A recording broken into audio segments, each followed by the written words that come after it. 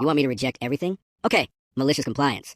Around 2008, I worked for a big multinational consulting company, setting up a development center in my country. This center was meant to be specialized devs that can create code way faster than do-it-all kind of devs for cheaper on an offshore country. The reality was, like in all consulting companies, very different, except for the for cheaper part that was true. The team consisted of a truckload of recent graduates or university students that were given a 2 to 3 week course on technology, plus a couple team leaders, and probably around one overworked senior dev per team. Oh, and a PMO/QA department. PMO means, for those who don't know, Project Management Office. The PMO had to make sure that those plans for a coffee machine ended up with a coffee machine being delivered instead of a coffee mug. Or that if the customer asked for a Porsche 911, it ends with a car, not a bike, with a Porsche 911 sticker on the side. Examples that everyone can understand, the company actually dealt with software. I was part that PMO/QA department. When I say part, it means me and another experienced guy handled everything PMO.